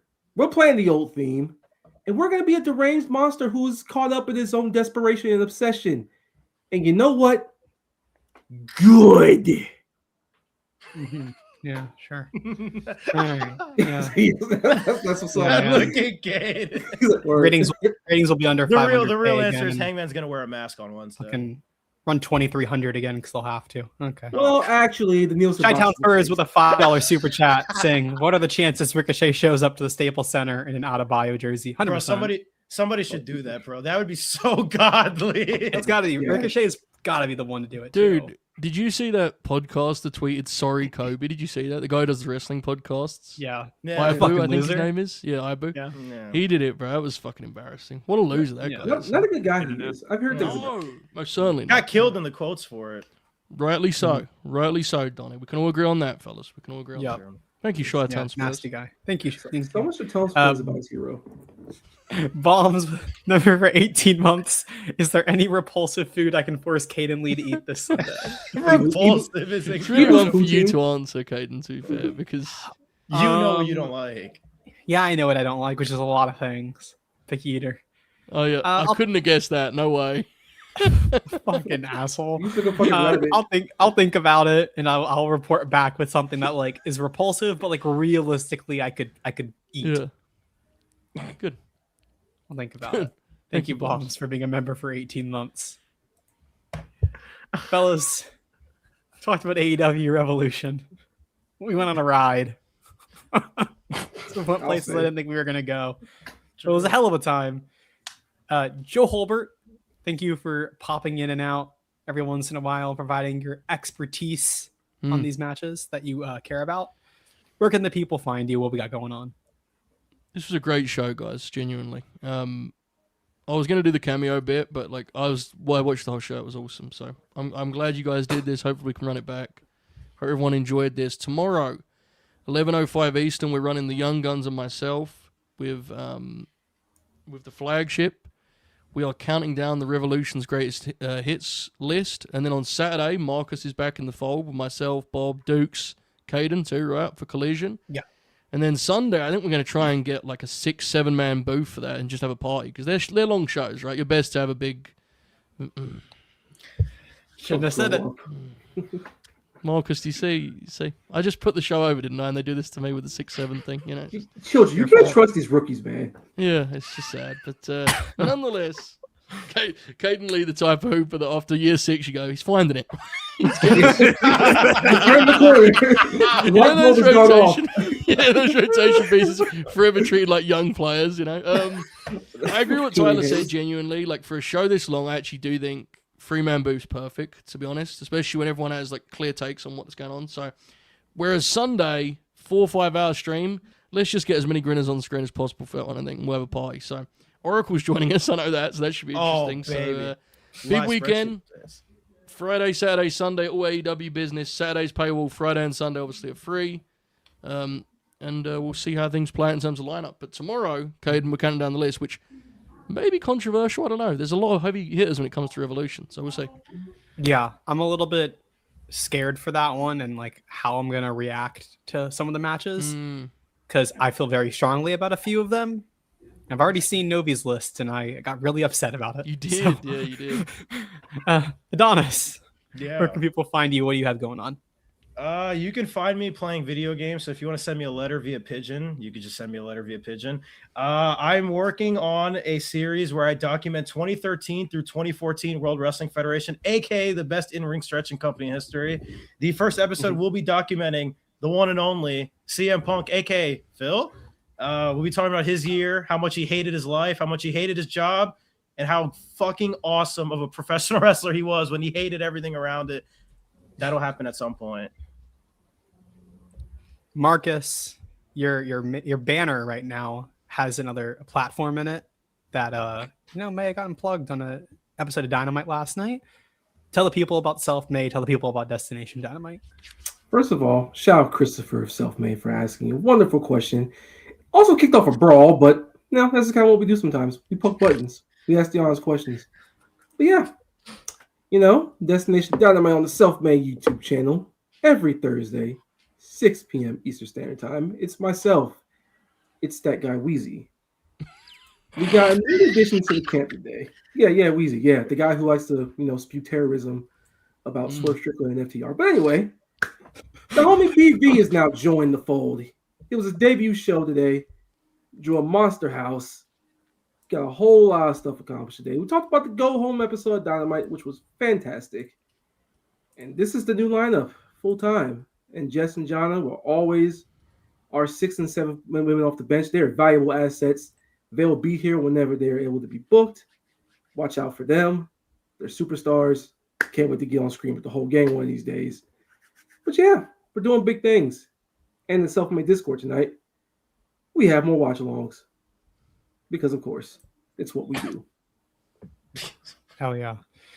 I will be continuing this mini version of AEW Fleet Week tomorrow. As Joe mentioned, we're doing the flagship, the top 15 AEW Revolution matches.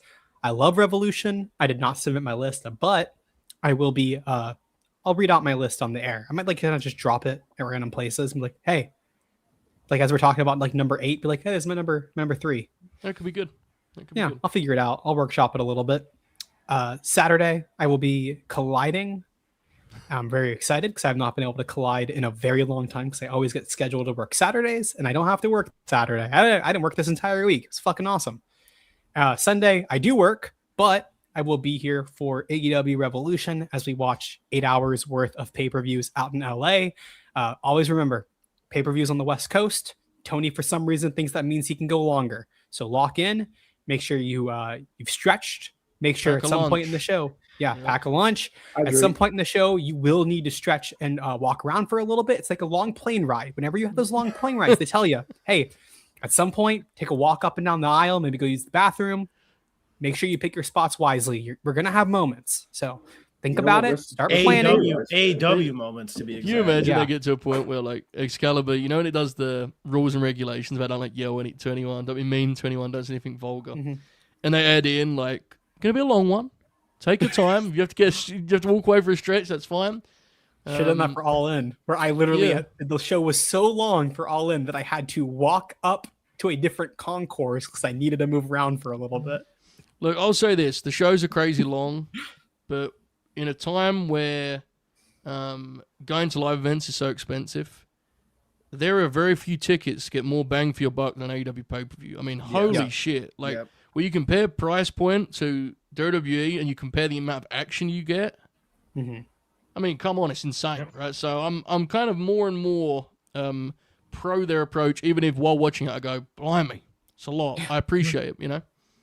It's also, this card specifically is one where I look at and like the only thing that I think I would even take off is Takeshita and Moxley, and that's just because I'm not I haven't really liked their matches. Yeah, I'm not super amped for that one, but otherwise it's really strong. Everything really else is like it's very diverse. Even with that, like it's a very diverse card. Mm-hmm. You got some trios on there too, so it's not going to just be like a glut of singles. Some international love as well too. It's a great, it's one of the best cards in AEW history. I really believe that.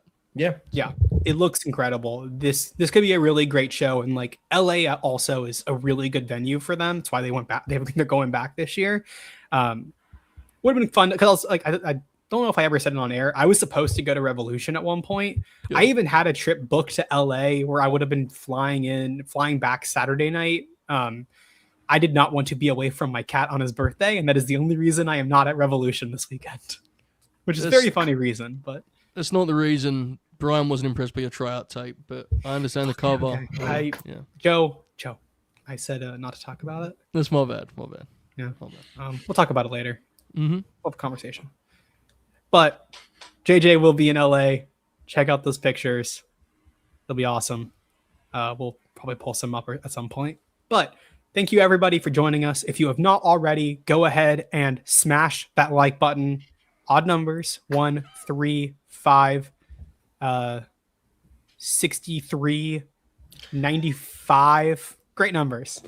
Do as many times as you want, as long as it's odd. I don't give a shit. After this, if you could stay for a second and leave a comment, let's do who should get paid for this show. I think it's a great one. Whoever you think deserves to actually make money off of this show, leave it in the comments. We will tally it up, and that is the person who will get all of the box office for this one, and we'll stop at the pay window on their way out once it's all tallied. Thank you, everybody. We appreciate it. All hail. Enjoy this outro.